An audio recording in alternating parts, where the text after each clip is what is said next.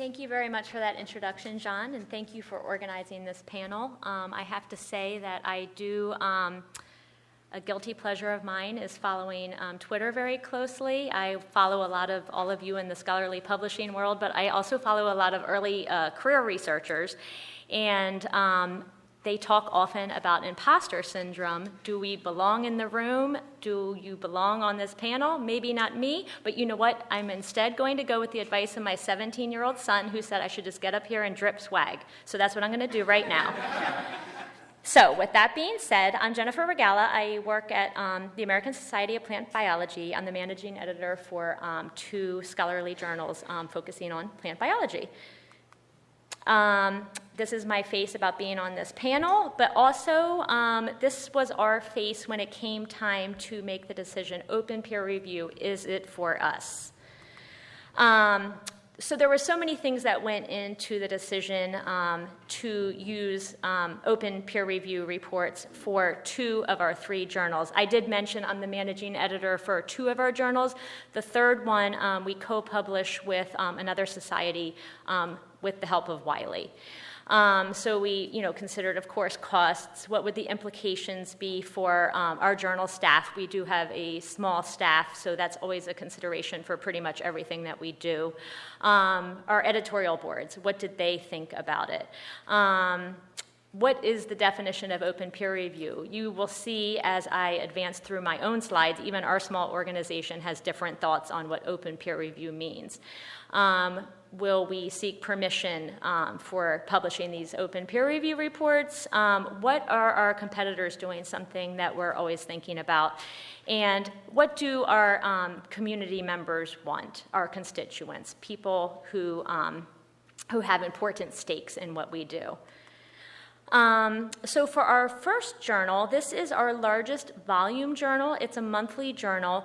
We do not actually have open peer review reports. I will say that we have an editorial board meeting coming up in June of 2019, so very soon, and this will be a big part of our ed board meeting agenda addressing this issue. Our publications committee, which governs our publications at ASPB, is very interested in extending open peer review to this journal. But the Ed Board does feel strongly that publishing these reviews might cause reviewers to avoid critical and useful analysis of submissions. That's really the biggest concern, and I know that our editor-in-chief is very concerned as well, as noted here in this quote from him. Another important point, the submissions process in plant physiology, our editorial board really feels there's a lot of confidential consultations after review. And how would this discussion be included in open peer review reports? I have ideas for them, but I don't think they're quite there yet. They're also concerned about the costs and the manpower involved for us, which again is always a concern at a smaller society that self-publishes. So this is our next journal, Plant Direct. I am not the managing editor for this journal, but I do have a close relationship with its staff, and it is an open access sound science journal, and it's fairly new, just started publishing in 2016. But their philosophy on open peer review, it's really plainly summed up by our editor-in-chief of that journal. This is who we are. This is what we're doing. I mean, he makes no bones about it. That's just their perspective on open peer review. They're posted for each research article published.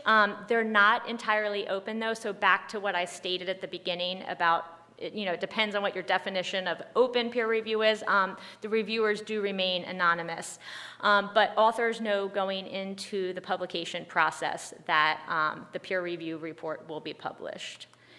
So the main reasons, obviously, the transparency and the clear record. These are also used as mentoring and teaching tools, and also the hope is to change the culture of peer review. These peer review reports are just published raw. There's no editing in any way, shape, or form. And as I had mentioned, it is a condition of publication for reviewers and authors, and everyone knows this going into it, that these peer review reports will be published. So this is just, a very basic look at how these are presented online. Plant Direct is an online-only journal, and they are just placed in the supporting information for each article. And again, here's just an example of what an open peer review report looks like for that journal. Our next journal, what we consider to be our flagship journal, the Plant Cell, we publish open peer review reports for this journal, but it looks a little bit different than it does for Plant Direct.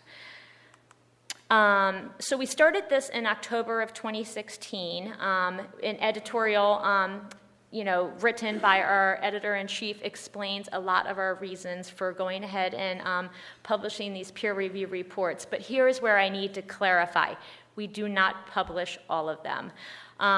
We have to get permission from both the reviewers and from the authors. So that's where it gets a little bit dicey. I gave a very similar presentation at a Highwire users group meeting back last August, and right at that exact snapshot in time, we were publishing about 80 to 85%.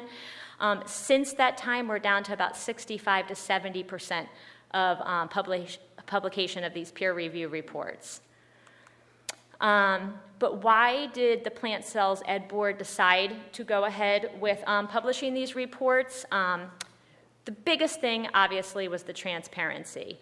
Also, I do want to make a note that the Ed Board had agreed to go back in October of 2018 and see how the pilot program went. This was only intended to be done for 2 years, and if it wasn't successful, then we were not going to move forward with it. Well, at this point, we are continuing to move forward. It's no longer a pilot program. We have gotten good feedback from our community, and if anything, we're hoping to increase the amount of peer review reports that are published.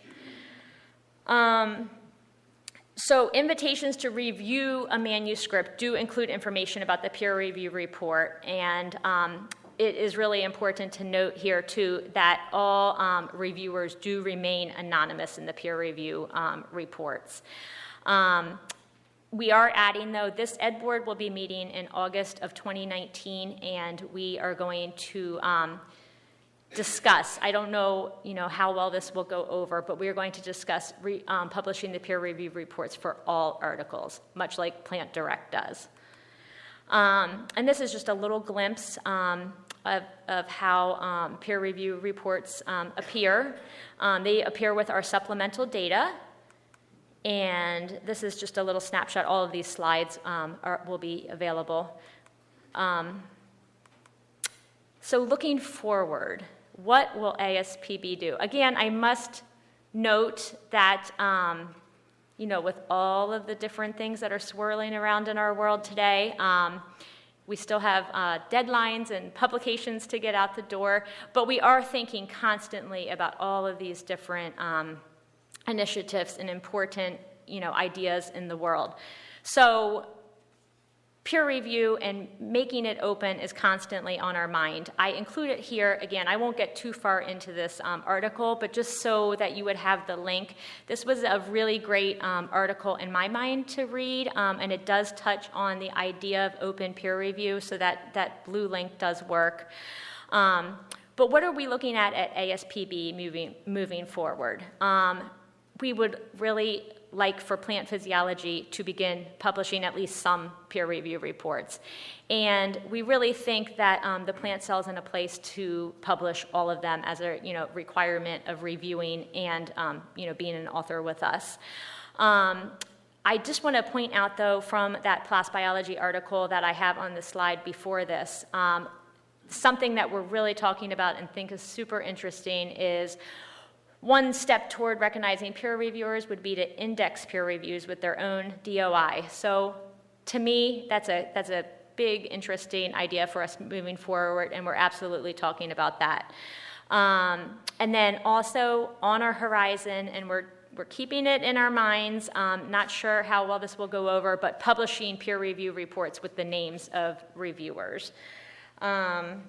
So another thing too, I don't have it anywhere in my slides, but we do have a good relationship, and we work with Hypothesis, and the editorial board of the Plant Cell is interested in using Hypothesis in the peer review process. There's just other different ideas that we have moving forward for the future. And again, if anyone's ever seen me speak before, this is my coworkers' puppies. I always include them to encourage you to be nice to me with any questions after. And I'll use these puppy pictures forever. Thanks, everyone.